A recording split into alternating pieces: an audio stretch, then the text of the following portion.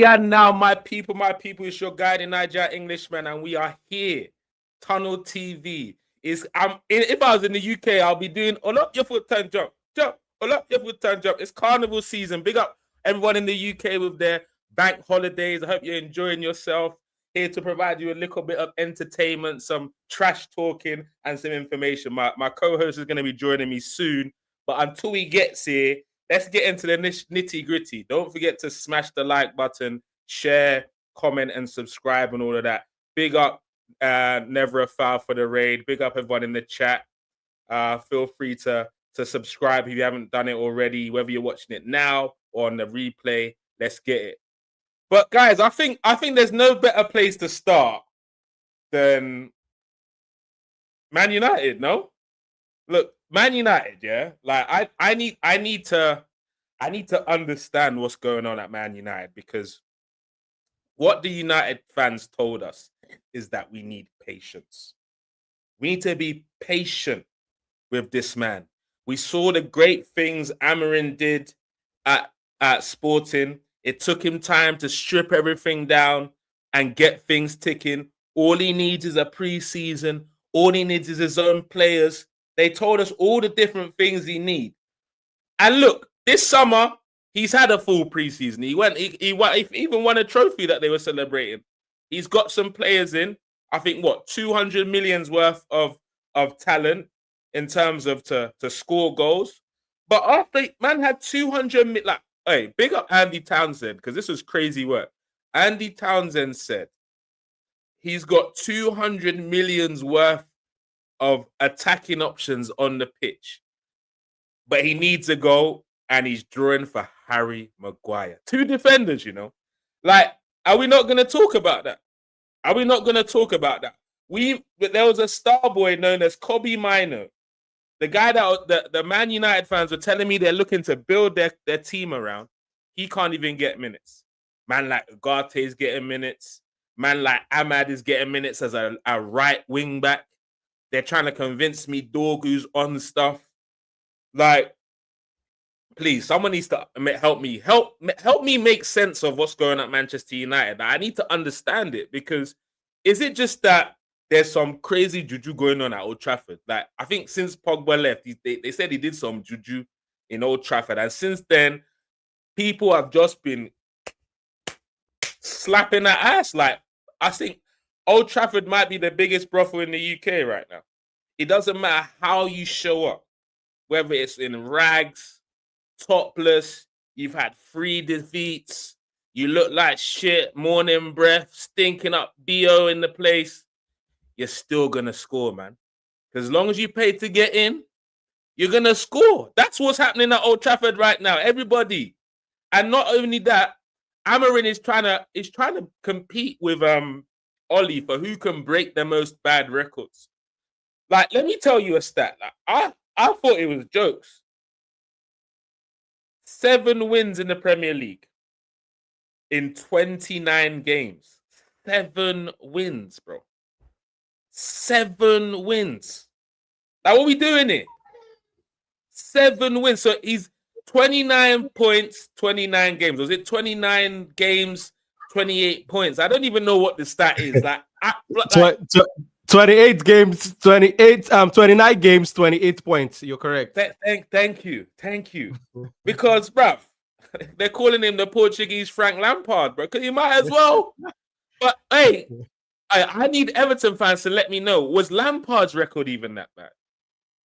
Like, I want to know. I'm not trolling. I'm asking. That season that Frank was last there, was his record that bad? 7 wins. Akbos, I want you to help me here, because is it true? Maybe Man U fans in the comment section help me too. Is it true that you've not won back-to-back Premier League games since you arrived? Bro, long may it continue. Long may it continue for me. Bro, not won back-to-back games since he arrived, bro. I think, I don't, like, hey, as in, I'm not a stat man, but the worst manager in the Premier, okay, people like Frank de Boer that don't get to manage up to 30 games. I don't think anyone that's managed up to 29 games in the Premier League has not won back-to-back games. I could be chatting shit. Don't get me wrong. I'm not saying it like it's a fact, but I challenge the chat to find me 3 managers that have not within 29 games of them being at a Premier League club that have not won back-to-back games once, because that's shameful. This is a man that, but like when Klopp left, Liverpool fans were shouting about we want him to come to Liverpool, bro. When it came to that summer, people were hailing him up like the next big thing. This is the guy. He's won back-to-back titles in Portugal. He's the next guy. But Akbos, well, I don't know if you were on the stream with me when I talked about how this is the weirdest pool of managers that we've had for a while. In terms of, you've got like your guarantees, for example, let's say Pep, Klopp, and Ancelotti. Let's just say those 3, right? Other than that, everyone's a risk. Am I right? Everyone's a risk. Maybe. Yeah, I do agree with you. I do agree with you because those 3 are the main ones that okay, those ones are up there in terms of their achievement, in terms of their consistency. Yep.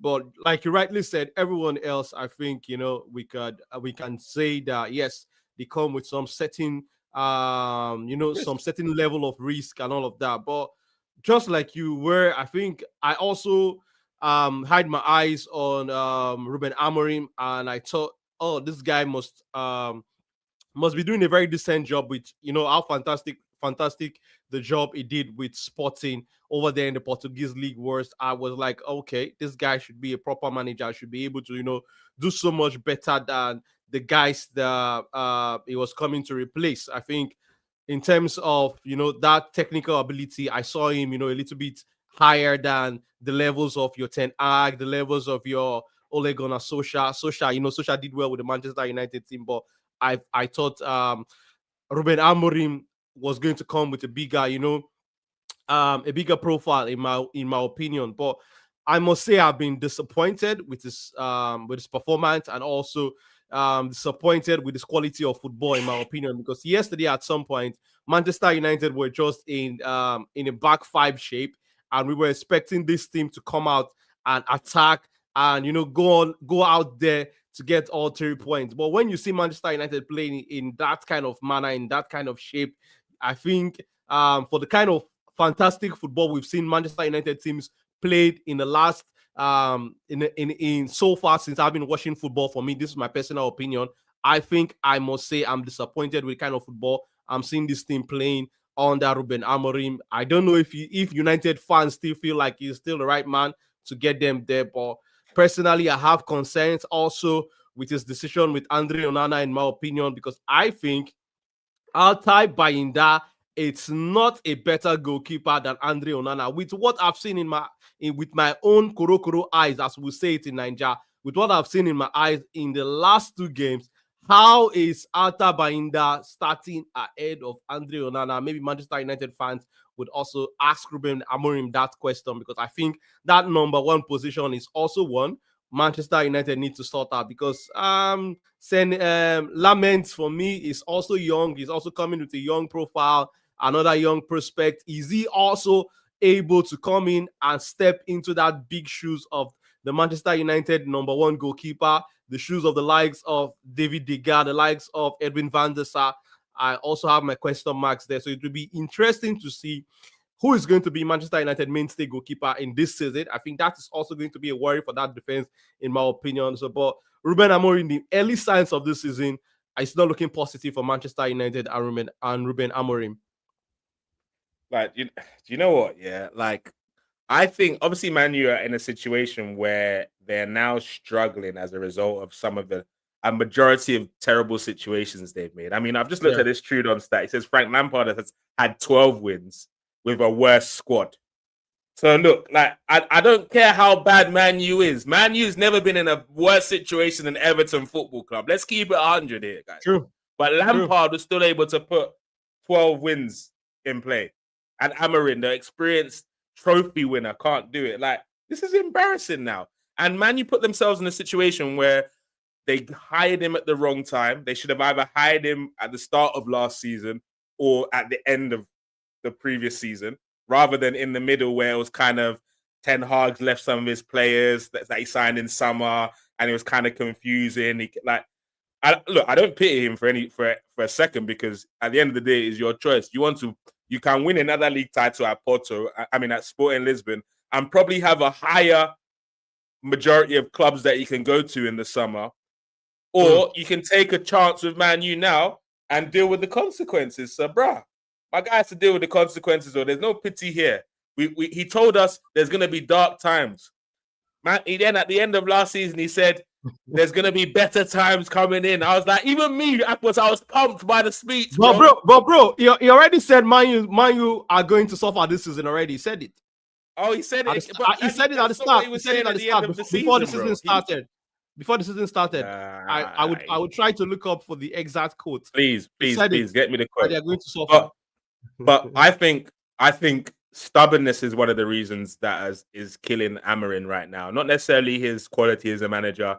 They talk about how honest he is, and he says it how it is, and etc. etc. etc. But I think the stubbornness of thinking this team can fulfill his formation requirements is what's really holding him back, I think, because there's no sane manager of quality that's playing, what's his name, Ahmad, as a right wing back. Like, left wing back is crazy enough as it is, but right wing back is outrageous. And then putting Mbeumo and him on the same wing. So who's going to defend? Who's really going to defend? Exactly. If I would come in there, I think we can see what Xabi Alonso is doing with the Real Madrid team. We know he has his philosophy at Bayer Leverkusen, where he was coming from. He was playing, pretty much 3 at the back with high-flying fullbacks, Frimpong attacking from the wing. I think we saw how he has, evolved and changed his style to suit the players that he met at Real Madrid, and also realized that Real Madrid also have their own playing philosophy. They also have a different players who have different skill set, players who have different strengths, because also he's also coming from the Madrid, the Madrid family, because he also played there. So I think I questioned Ruben Amorim coming to Manchester United at the very start, and I questioned Ruben Amorim coming to Manchester United. Who played at Madrid before? Xabi Alonso. Oh, okay. Sorry. Xabi Alonso. No, not Ruben Amorim. I was talking about Xabi Alonso. No. He's part of the Madrid family, so you understand the culture of the football club. So I was saying, when he came in, if you notice, I think he tried his 3 at the back during one of the games in the Club World Cup.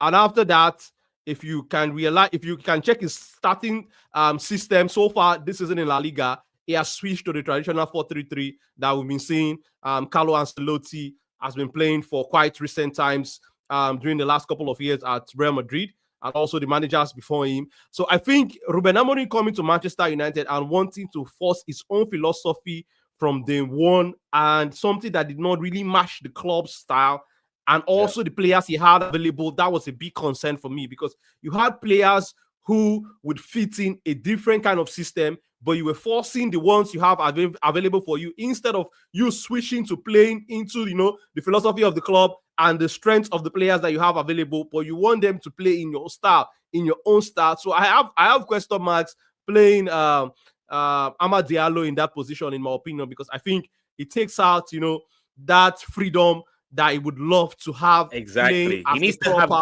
as a proper. He should play without a handbrake. He needs to just say, go attack and get us into attacking situations. Exactly.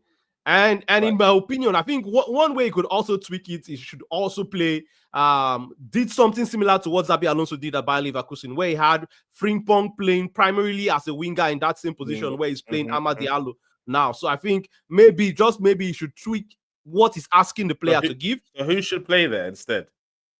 Maybe he should play. He can play Amad there, and allow him to have all the freedom that he needs. And just tell the back three to cover the area and exactly. Just tell one of the fullbacks to drop into like the right back position when Amad Diallo moves upfield. But don't you think it'd be better to go for a 4-3-3 or 4-2-3-1 or something? That's exactly five at the back, Akpos. He can't do it anymore with this squad anyway. He can't. exactly my point at the very start, while I was making the reference with Xabi Alonso and how if Yeah. we can see what he's currently doing with the Real Madrid team. Yesterday they played in a 4-3-3 shape. You understand? So I think that's something that a concern I have with some managers.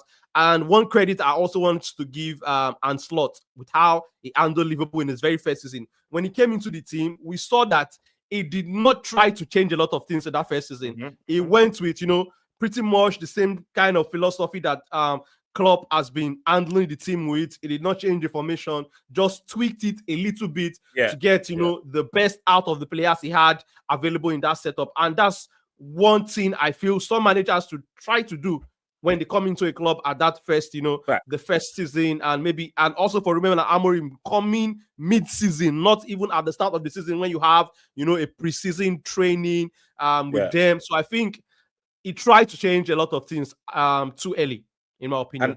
And I think with the best managers, they do one of two things. I think they either come in and obviously stamp their authority, choose their style, and if they feel, do you know what, this style maybe not work with these guys, I need to try something else. They're not too, they're rigid enough to change the style, or they do what, for example, Conte did at Chelsea when he said, "Okay, we'll play your way, we'll do a few tactical changes and see if that works." All right, guys, we've proved that this doesn't work. Arsenal beat us 3-0. Liverpool beat us 2-0 at home. Like, are you ready to try my way? Okay, cool. Exactly. Let's try my way now. And then Exactly. and I think one of the reasons why Conte was able to change is because the players believed in him, because he allowed them to express themselves their way first. Okay, that's how maybe he built the trust.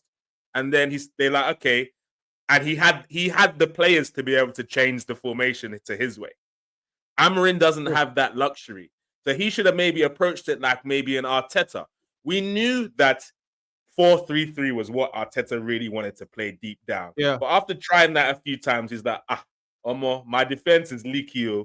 Make I not try that one. Make I just stay stable and look for moments of brilliance by staying compact, playing on the counter attack, that sort of thing. And that's when the likes of Aubameyang worked wonders for us.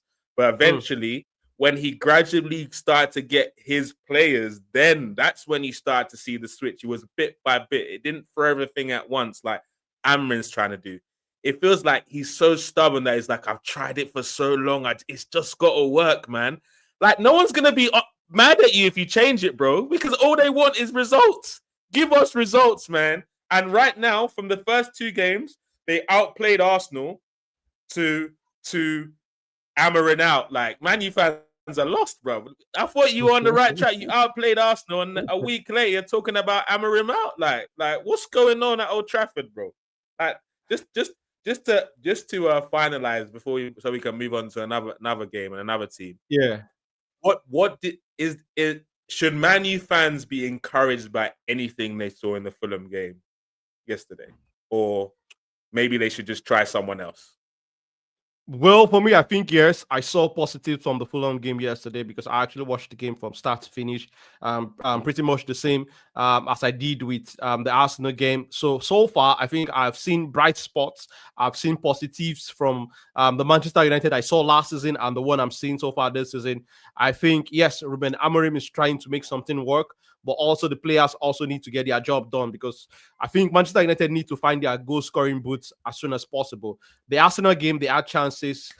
Kudos to David Raya. He did not win the Golden Boot, the Golden Glove just by mistakes or something. I think the amount of saves he made during that game with Manchester United also reflects his quality as one of the best goalkeepers in the division. And also yesterday we saw that Manchester United also had chances against Fulham. So they also need to start taking their chances and putting teams to the sword because their defense is not really as strong as it should be. So they would leak goals on the other end. So the attackers need to get their job done and also do the team some service. So score the chances you are getting. So because you know that definitely you are going to concede goals. So I think the likes of Mbuemu, the likes of Mateus Cunha, I know they are still relatively new to this team, but these guys are coming with, loads bag of experience. They're coming with, big price tag on their head. They need to start performing. And I think Manchester United fans also need to be a little bit patient with Benjamin Sesko. I've seen some of them wanting to compare him with Victor Gyökeres.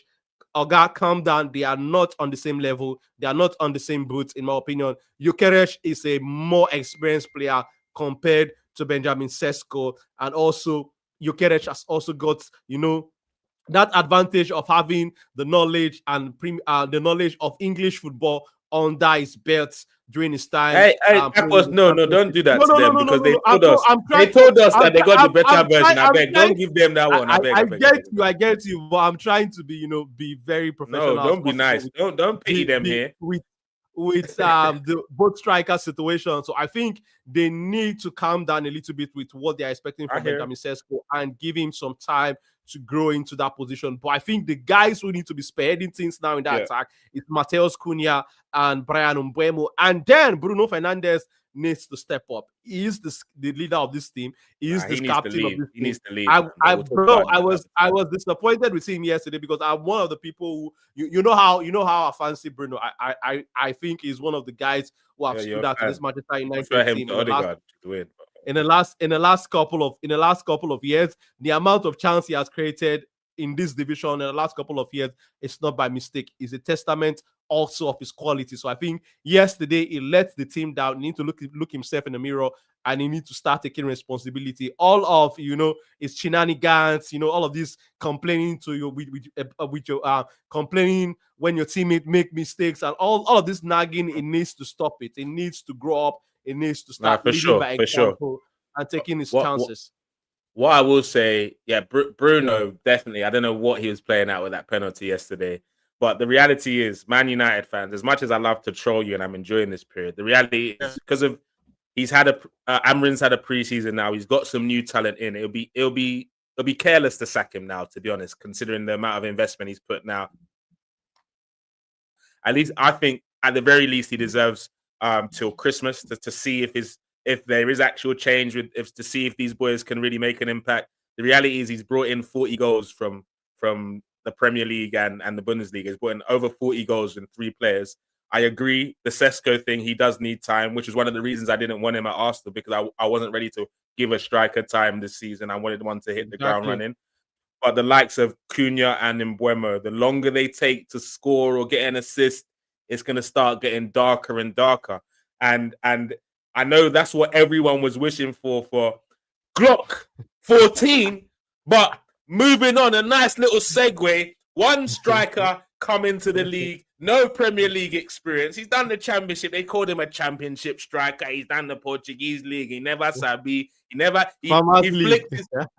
flicked his hair more than he had touches in Old Trafford, which he very nicely showed them when he celebrated his penalty he scored against Leeds. But let's talk about Arsenal. Look, because Arsenal so far, 2 games, 2 wins, no goals conceded. I think everything that I thought was going to happen at Leeds has happened. In terms of, I had a feeling that we were going to start Noni, because I believed Noni is more likely to unlock Gyökeres than Martinelli is because of how they play. I'm not saying I'm not trying to say I love Noni. Bro, I agree with you. Don't explain anything. I agree. Yeah, okay. But I know the chat also agree with you. But the chats might also come somehow. And so visual multimedia, I didn't compare Jesus to Mbeumo. I compared Jesus to Cunha in terms of they both get into really good positions and need too many chances to score one. That's what I mean. So just to make that clear. But first of all, were you as uneasy as I was in the first 20 minutes of that game when it just seemed like, I don't know, something just seemed weird. I don't know about you. It just seemed weird. I wasn't easy. I wasn't panicking, but it seemed a little bit disjointed the first 20. I don't know if you agree with me, Akos. Bro, I totally agree with you, because I think in the first 5 minutes of the game, we started, the way I was expecting us to start, on the front foot, trying to get into the dangerous positions and trying to, get a goal. I think, and we were moving the ball with the intensity I also wanted. But afterwards, when the game started going on, we were playing so relaxed, like we were already 5 goals or 3 goals up. And the way we were passing the ball, I was getting worried. And then Leeds United had their chance to score. And I was like, what's going on here? Like, what's happening? Is this what we want to see today? Because just like you, bro, I said it on my preview show that I was expecting a dominating performance, a performance where we see multiple goals because I think we had a game plan going to Old Trafford. People can complain and say whatever they want to say, Corner AFC and all of that, but we had a game plan of going to the Lions Den, to the enemy's camp, and coming back with 3 points, and that was achieved. And I was going into this game with Leeds United and looking forward to a more Arsenal-like kind of performance, a more performance where I would see a controlling game, where I would see goals, because I'm a football fan who wants to see goals when I watch football game. I'm a football fan who wants to see flair. I'm a football fan who wants to see, dominate, and that's dominance from my team. So I think in the first 20 minutes, when I did not see that, bro, I was worried. I was a little bit worried, but I think, I said, let the game continue to grow, and hopefully we'll see more. I think eventually with time in the game, we began to see more. When we got the first goal, I was like, okay, now let's go on and get the second one. And Starboy, showed up in his usual style when the team needed him, and also popped a goal. So I think that first 20 minutes was worrying, but eventually our response afterwards, I think maybe Leeds United getting close to scoring actually, put us on our toes. And we woke up and we decided to, have a go at them and get the goals that was needed to shut them up. 100%. And set piece again, ole ole. Set piece again, ole ole. Look, the reality is, when this set piece thing, any Arsenal fan that gets triggered when people call them set piece FC, you're on your own, bro. You're like, call me set piece FC to the death. Because I know the only reason you're going to call me that is either we scored a set piece that probably won us the game, or we played against your team and we scored a set piece against your team. They never call us set piece FC when we're losing games now. They never complain about it then. It's when we're winning games. Like, look, they said you can't use set pieces for every team. What? So it's their fault if they foul us, if they give us corner. Like, it's not us. We don't say, please give us a corner. If you make the mistake of giving us a corner, you thought you figured us out last season, the big man has got some new routines. You get me? The big man, Jova's got some new routines, and they don't like him. His routines are so good, Akbos. You got one of the smallest guys on the pitch scoring 2 goals from a set piece, bro. Bro, I think what he's trying to do now, if you look the way we are setting up so far this season, it looks like he's trying to bait oppositions with the usual suspects. They are going to nail for the big guys like your Gabriel, your Saliba. They are giving those guys attention. Why another person would just come in from nowhere and win it? Exactly like Manchester United game, they were also, everybody's attention now is on Gabriel Magalhaes. They feel like, okay, is the secret weapon Arsenal is using when it comes to this corner kick.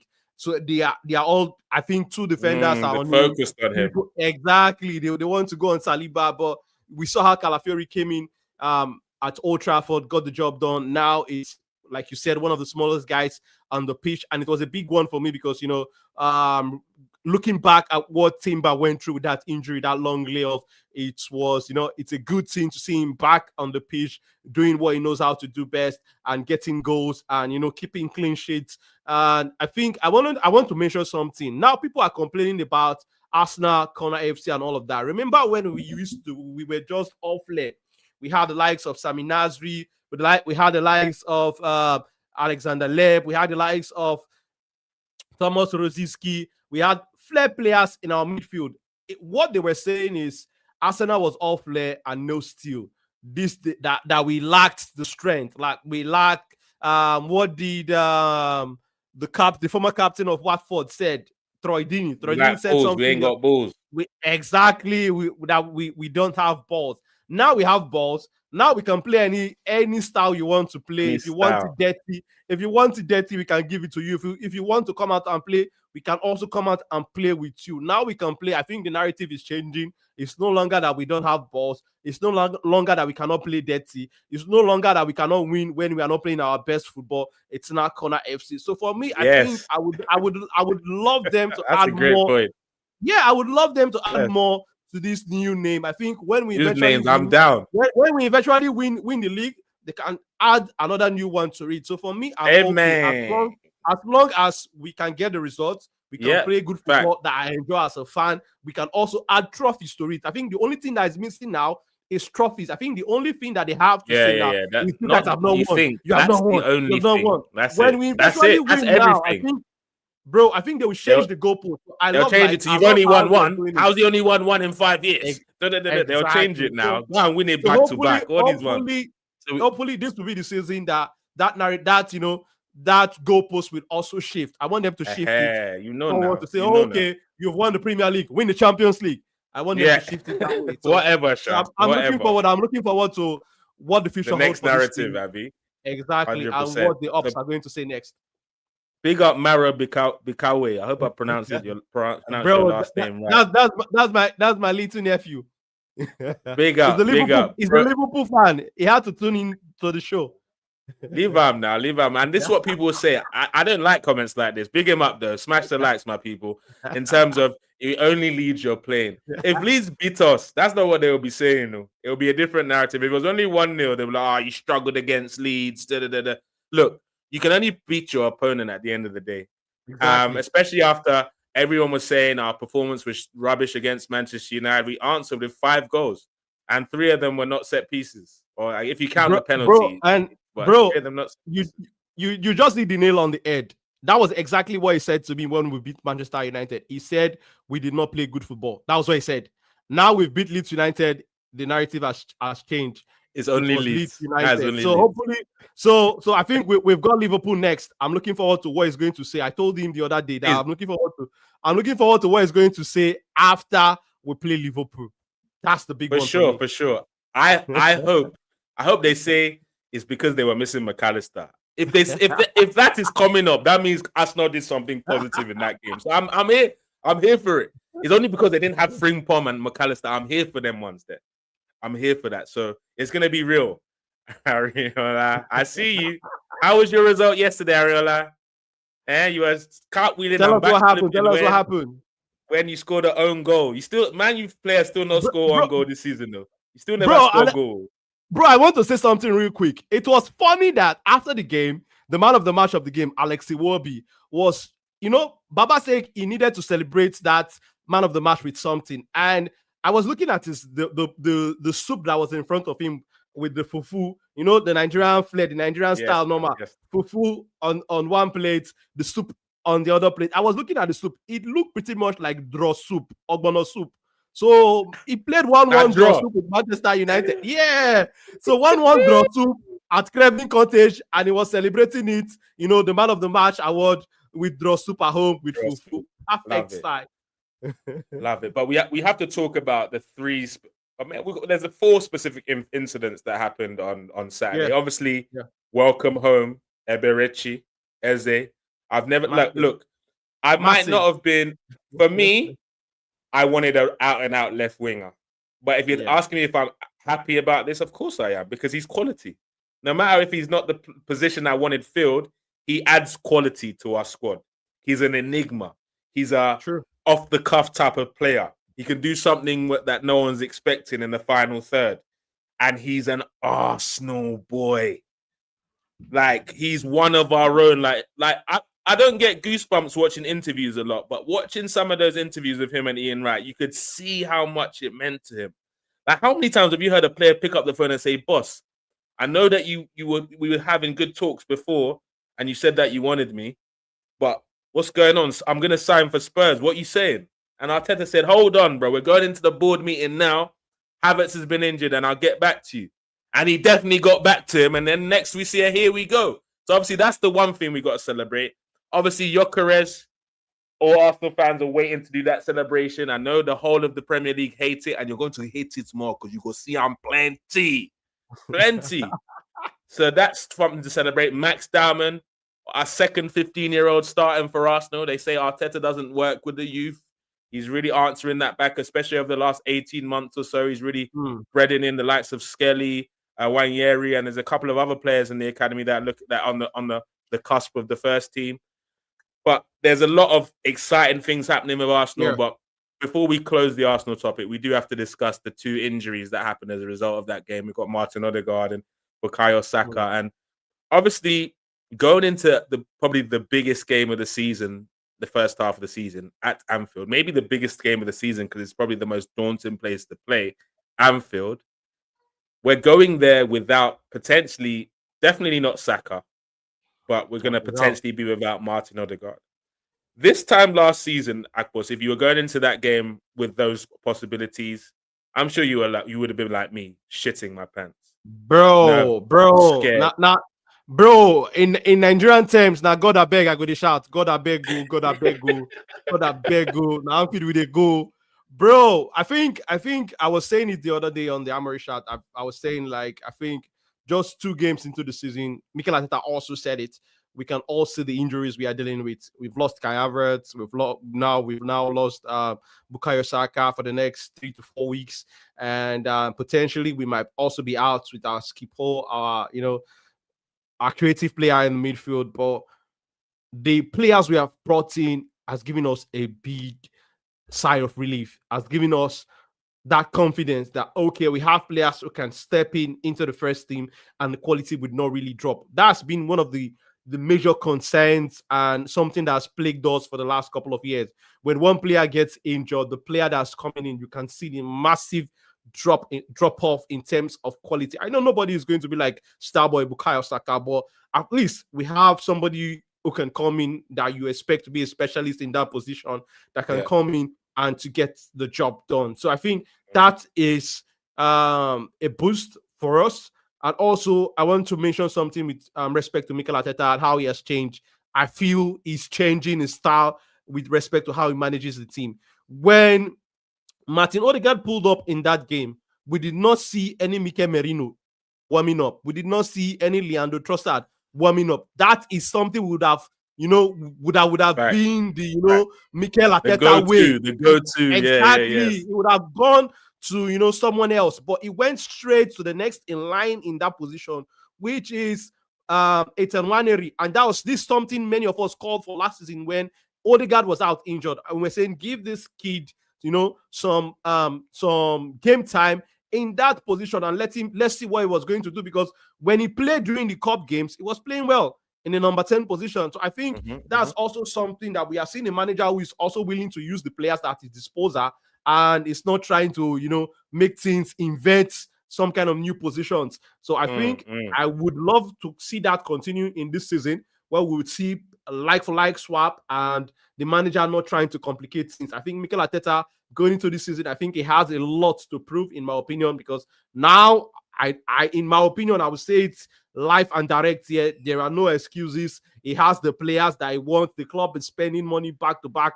I was just saying a few minutes ago that it seems like Arsenal are doing point and kill right now. KSC, as soon as Mikel Arteta points a player, I want this one, I want that one, the club is going in. So I think now we are seeing the club on their end doing their own part of business, doing their own part. They are making statement of intent that we are ready to go pound for pound, aura for aura with the up. So the manager also needs to do his own quarter, in my opinion. We need all hands on deck right now. Andre Beta is doing a fantastic job. The ownership are doing a fantastic job with how they are making funds readily available for this transfer signing. So the manager also needs to get the job done, in my opinion.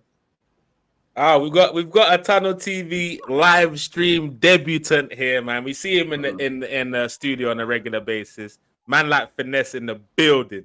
Now I'm saying, big up, bro. We're about to move on to the Spurs and Man City game, but just a quick 30 seconds. I just want to know your thoughts about what you've made of Arsenal's 5-0 against Leeds before we move on. He's now pretending he can't hear me because it's Arsenal matter. Mr. Man, you get stage fright. It froze up. Froze, man. Yeah, you guys hear me? Yeah, we can hear you now. Hear you, but yeah. Yeah. What's up, guys? How you doing? We're good, man. Big up. Quickly, I want to hear a little 20 seconds on what you thought of Arsenal's 5-0 win just before we move to the Spurs and City game. Sincerely, I didn't like it for obvious reasons. As a United fan, I thought I was going to get a head start on my hate watch, but I think from an Arsenal perspective, it's what you want to see, right? Like, you can only beat who's in front of you. You've got your careers up and running. The first goal, you could argue that the second goal was a penalty, but the first one was what you've seen a lot from him in Portugal. So it was by no means a gimme. So that just settles him in. I think you guys have brought Eze in now. You've brought a lot of players in actually. So now you're starting to look like a team with depth, and a team that wants to push all the way. So I mean, wow. I guess props were due, innit? This is the first time I've heard any props from you for Arsenal, so big up, man. But guys, smash the like button, share, comment, and subscribe whether you're watching now or on the replay. And I want to move on to different. Yeah, for sure. It's a whole different thing. But I want to move on now to Spurs versus City game. Like, I mean, going into the weekend, I was obviously a bit nervous for City because Spurs seem to have some sort of effects over them. I don't know what it is. No matter Ange, Poch, Conte, no matter who, they can pull up to the Etihad and leave with points. They've 6 goals unanswered at the Etihad in the last 2 visits there for Tottenham. Is it? I want to just ask. This is to open up the floor. I want to ask: is it Spurs are just their bogey team, or this Tottenham team under Frank? They seem legit. Where are you guys at?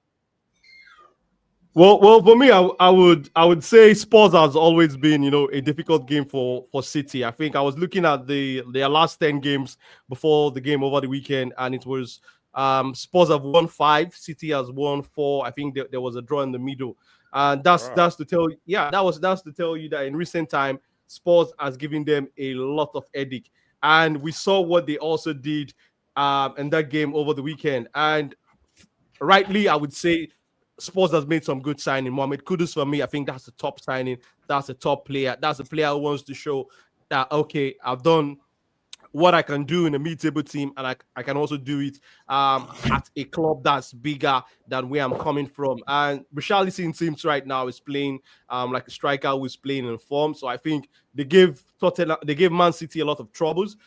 Personally, I expected that they would, because that defense has not really seen the kind of players that I think like Pep Guardiola should bring in terms of that rebuild in the defense. The defense is going to be a worry for them, and I'm personally questioning these new changes trying to do with the goalkeeping position.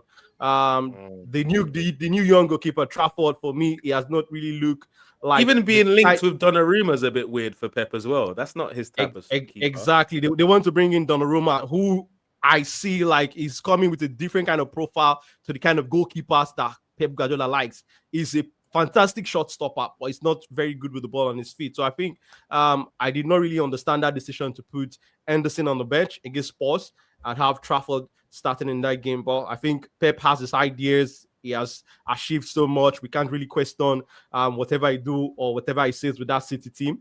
But I think they would really struggle defensively going into the season, in my opinion.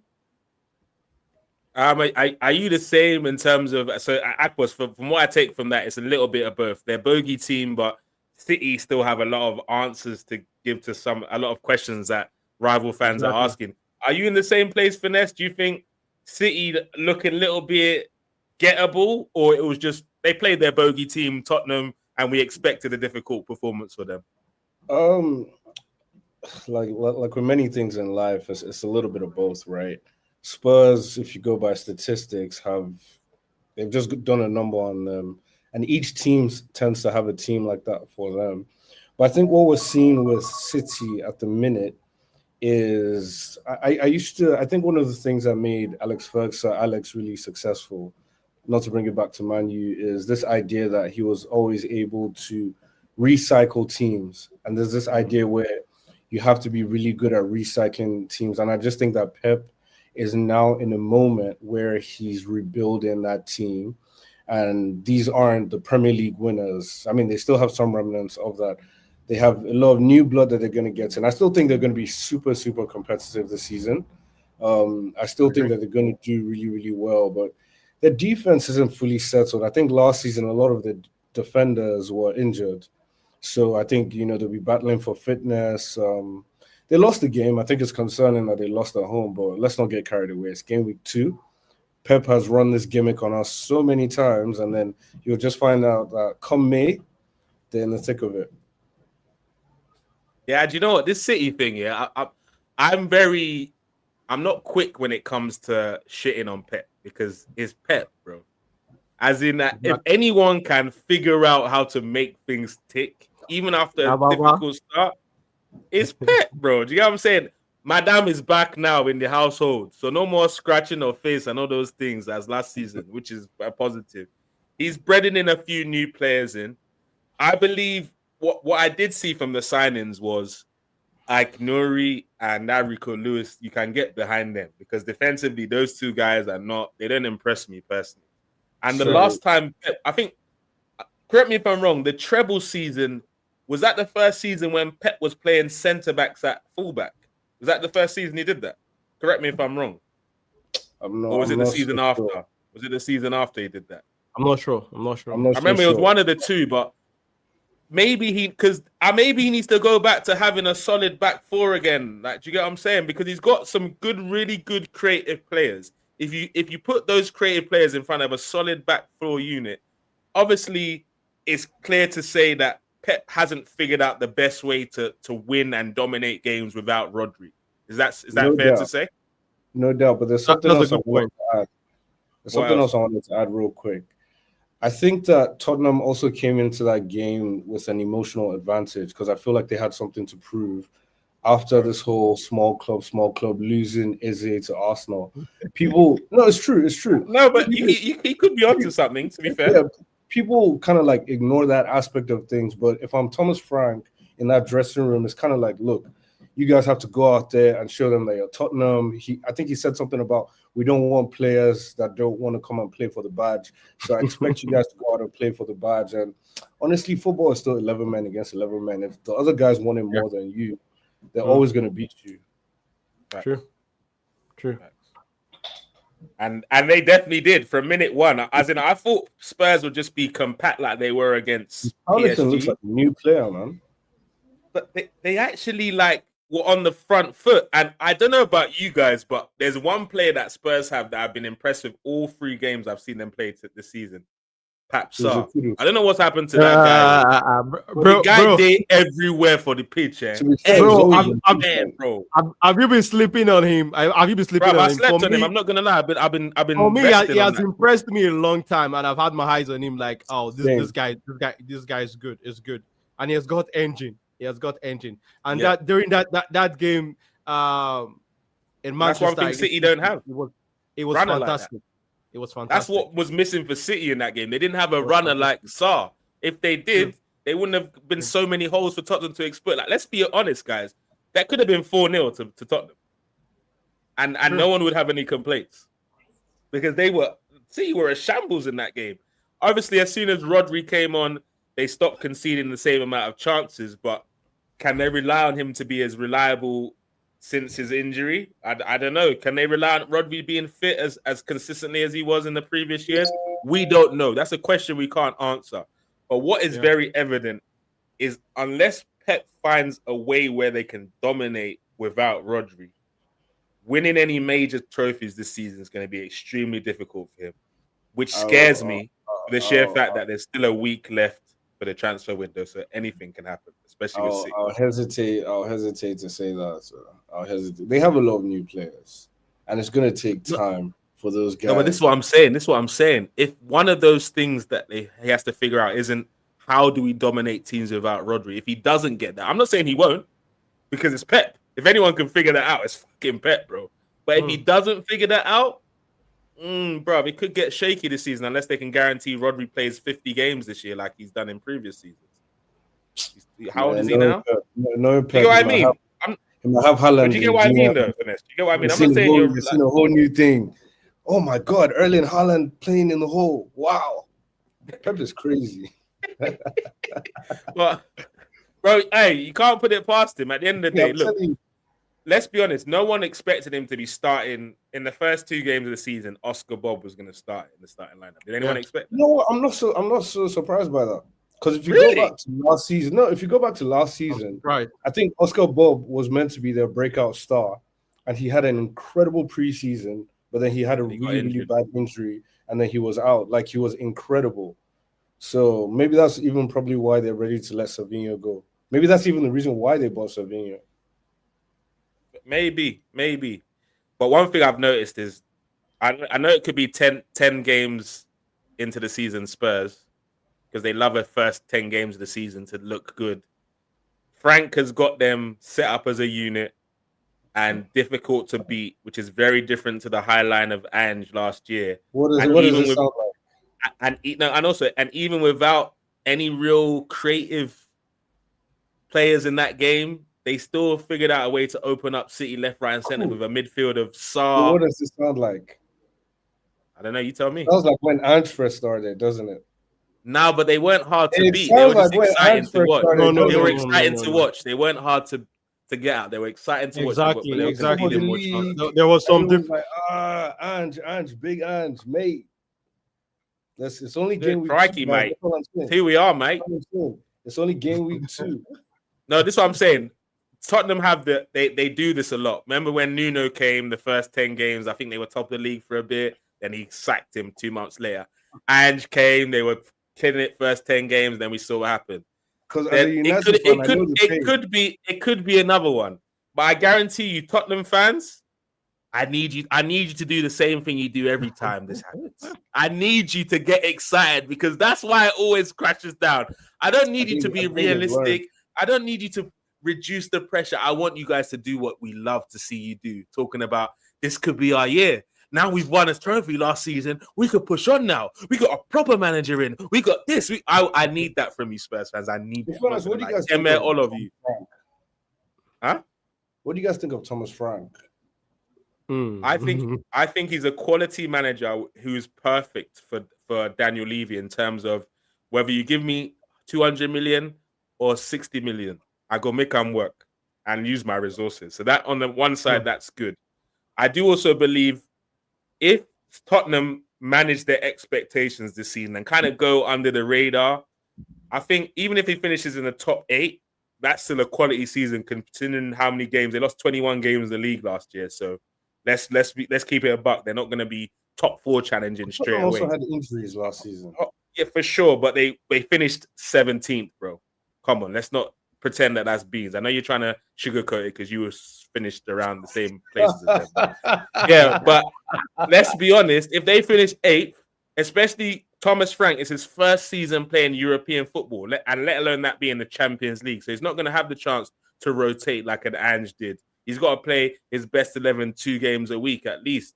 So let's see how he copes with that. Yes, he's a quality manager, but he's never had to cope with 3 games a week yet. So that's the unknown he's stepping into. So I don't know. He's got credentials, but I guess we'll really find out about him over the next 2 years, especially if he keeps his job for 2 years. If he makes it that far. Exactly. What do you think of him? Well, like you said, I think he's number one. I look back to Brentford when they came into the league. I believe their first game in the Premiership was 1-0 against Arsenal. 2-0. And I think that they came into the Premier League, they laid a marker down, and they've really become a mainstay. I've seen them lose supposed key players. Like, for example, when they lost Ivan Toney, I was like, what is Brentford going to do now? Then they lost Mbeumo. But it seems like the guy just has a way of... And one thing I really like about him, I read a quote where he talked about how flexible he is tactics-wise and how he tends to find solutions. And when I saw how they played against PSG, I think that, like you said, if they're reasonable, they're not, fighting for the league. But I think if they're reasonable, they could get top 8 and maybe they could sneak like Carabao or something like that. Or at least the final. At least the final. They could get into a final potentially. I don't know. 2 seasons in a row, 2 trophies. Let's calm it down for Spurs. You know what I'm saying? Smash the likes for that prediction by Finesse. Yeah, but I don't know about life. Momentum is a crazy thing. Like if you don't win, this is true. It's a hard thing to win. And then when you finally win, it's like, okay, I've got to take opens the floodgates, right? Let's see. That's why I'm praying. Guys, smash the like button, share, comment, and subscribe. Just to finish the show, last 5 minutes, we've got to talk about the boys in blue. The boys in blue that want all the praise but none of the pressure. They want to be called world champions, but when people say they're challenging for the title, they don't want to be part of that conversation. It's very strange. They are title challengers this season, bro.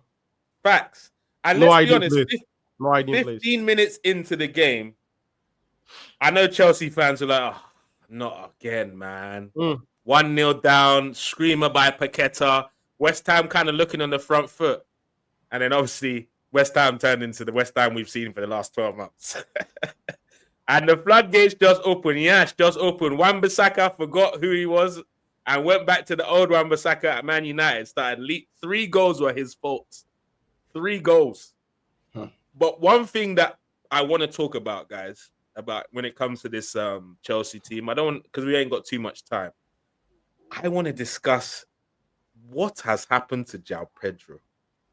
Because, bruv, Are you surprised? right? What? Let me tell you why. Let me tell you why. Let me land first. That guy has terrorized me for like 3 years. Let me land. You sabi. Joao Pedro. I've always liked how he looked on the ball. Always liked how he got into spaces. But I think he only scored 3 non-penalty goals last season or something like that. Brother, one of them was against Man U. But it was a penalty against Arsenal. Was it a penalty? He scored 2 penalties. Was it not? Was it not? Fair enough. Like, good goal. What I see about Joao Pedro is. Did you expect him to be this prolific, bro? He's literally scored in nearly every game he's played for Chelsea, bro. I fought Chido on this matter. When they signed Joao Pedro, I said, okay, this changes the dynamic because you have someone up top who can score, who's great on the ball. And attitude-wise, shithousery, that is Joao Pedro's middle name. Like, he's the kind of guy that's going to go to the away fans, let them boo him, and it's going to be like clapping at them while they're booing him. So, let's see what they do, because he's going to be fighting for that position with Delap. But look how they didn't. He's not going to be fighting with that. That's a win-win, bro. For him, I think one of the things that I really liked about the Joao Pedro signing is the versatility that he came to this Chelsea team with, for me, because we saw how quickly they adjusted when Cole Palmer got injured, and you could see that he switched into the number 10 position. And for me, that's been one of the big things that I liked about him, because left wing, he can make it his own. Number 9 position, I think, is Chelsea's best number 9 player right now, in my opinion. Right. Number 10 position, we saw what he did. So for me, I am in no way surprised when Chelsea signed him. I said, the videos are out there, the Instagram. I said it, that this is the most exciting signing Chelsea has made this summer. Facts. Because Facts. this is it, bro. Facts. This guy, that's how much faith you lot had in him, bro. He missing so many chances, bro. How did you see it, bro? Facts, bro. Facts. That's something that's common. That's something that is common with a young attacking player. How many young attacking players started scoring big number of goals early? It has to start at some point. Exactly. With as the amount of quality he used to miss, I was like. Because as they get better, the clinicality will come into the game with experience. So for me, I'm not surprised that he's playing so much better than we've seen him play at Brighton or at Watford. So for me, I think this is a player that is growing. For me, I was just concerned with Chelsea if it was the right place for him to develop, if they would give him time for him to develop. Because I think this player, if Chelsea continue to give him time to develop on this trajectory, Chelsea might have a very fantastic player in their hands. And if he stays fit, injury-free season for him, I think he's going to have a fantastic season. Fair enough. And do you think, are Chelsea the real deal, guys? Bro, they champions. They are. For me, I personally think they have the most squad depth in the Premier League right now. 100. And I believe that what they've done is they proved me wrong. Last season, I didn't even think they'd make the top 6. They made the top 4. I didn't think they'd win any trophies. They won 2. So for me to go against that team that keep proving me wrong, I believe with a bit of confidence, Maresca's got an extra year in the Premier League. They've added more talent to their realm. They got players improving. Chelsea should push for the title all the way. I'm not sure if they quite should win it, but they should be in the last couple of weeks of the season. They should be there. They should be. If we go by what they've won, what they've bought, and what their fans are saying, we got back that finesse. I think there's still a slight level. Finesse, not being a coward, bro. Jump on the train, man. It's not about being a coward. It's just being realistic. I agree with you, Liverpool and Arsenal, I expect them to push all the way to the end. That's just Forget the hater in me. That's just me. Here he is. For the last Now, 5 minutes, he I heard think Chelsea and he came straight in the background. Look at him. Look now at him. I think Look at him. Chelsea can be a wild card where they might overperform, but also they could get some injuries, and because they played the Club World Cup as well. And I think I saw a quote from Jurgen Klopp that, hey, a lot of these guys that play the Club World Cup, you're going to see injuries you've never seen before. Injuries always change the dynamic. But quick notes on Joao Pedro. Aside from the goals that he scores, what I really like about him is his football IQ. Brazilian boy. Bro. You see that chemistry between him and Palmer and even Enzo Fernandez. If they work something out with that, they could push. But I think Liverpool, Arsenal, just based on doing it year in, year out on all fronts, I think they're still ahead of the pack. And then City, whatever City does, they'll do, but we don't know yet. I hear you, but do you know what I want to continue? Like Joao Pedro for me has been the most impressive new signing this season because I'm not surprised. maybe not so much for you guys, but for me, I didn't expect him to hit the ground running straight away like this. He looks a different player, bro. He looks like he can do everything. He's taking chances. He's probably not going to be on penalties, so he's going to have to rely on non-penalty goals, and he's really taking that by the scruff of the neck. Yes, he's in my FPL. I think FPL is fucking toxic, by the way. I had myself celebrating Chelsea's 4th goal because Joao Pedro got another assist.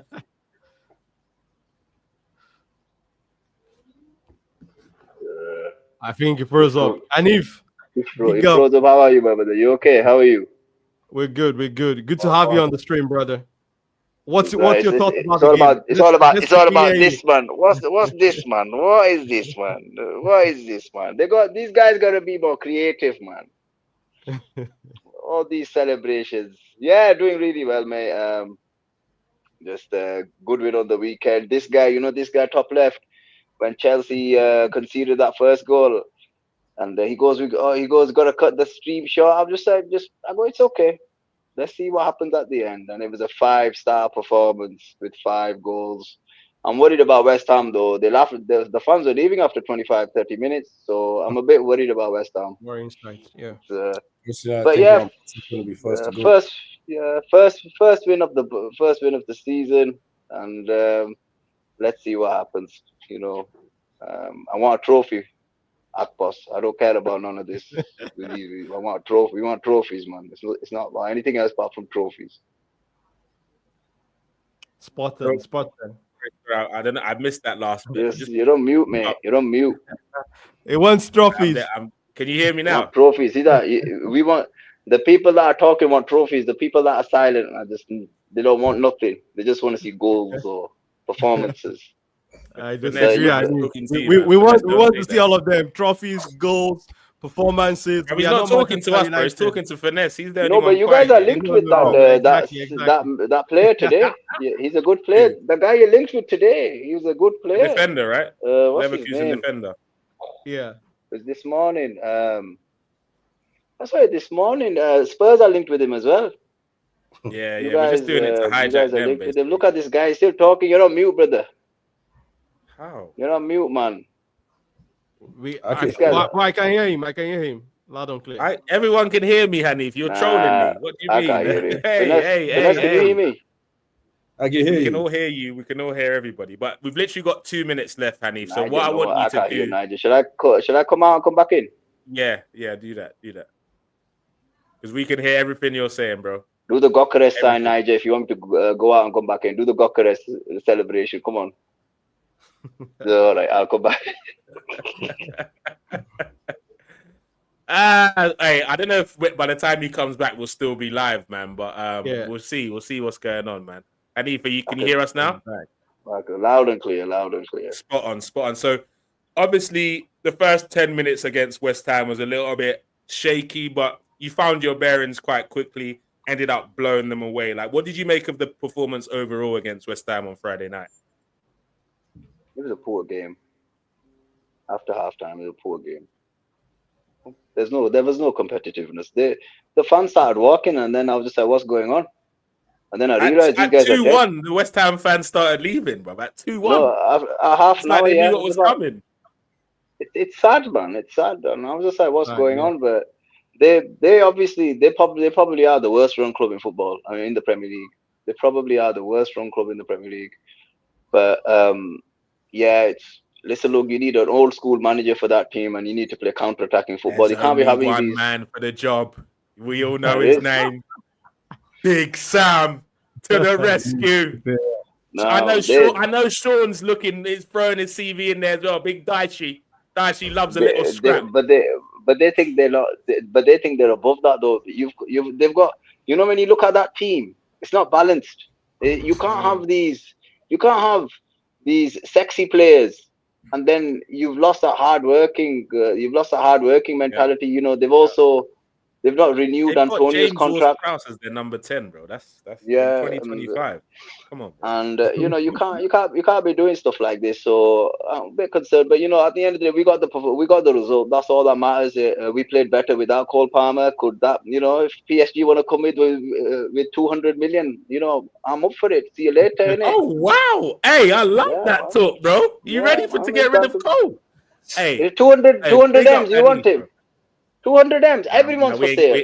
we ain't got the bread. Everyone's Speak for to sale. Newcastle. Speak to Newcastle. Nah, man. We No, ain't if got the bread. PSG come with 200 M's, everyone's for sale if you come up with stupid money. Everybody To be knows fair, that. 200 M. I'll let you take Saliba for 200 Yeah. M. I'm not gonna lie, but So, no, we're gonna get him for 50 next year, man. Don't worry. We're gonna give you a bargain. Don't worry.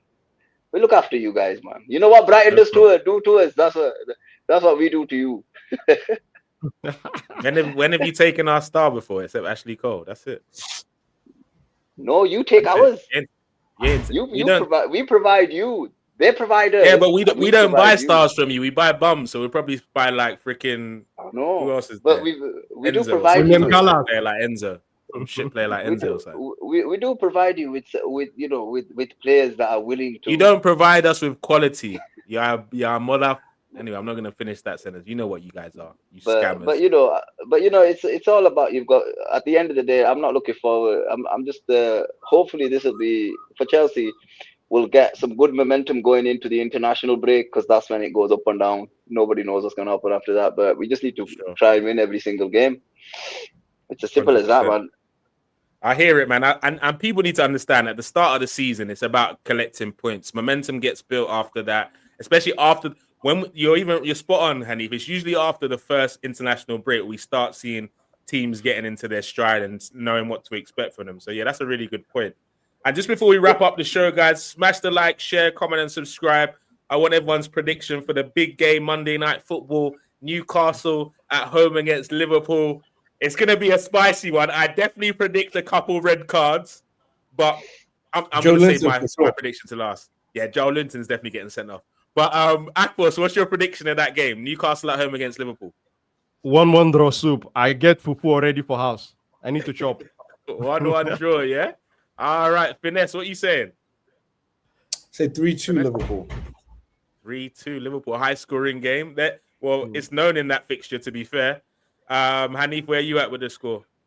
I'm sticking with what I said last week. 3-2. It's gonna be 3-2 Liverpool. Liverpool. Yeah. I'm gonna go over 3-1 Liverpool. But I really want Newcastle to win because what a statement it is to Isak and everyone. Like, even without you, bro, we still showed the champions Wagwan, but let's be honest, they're gonna spurt. Did they win their first game of the season?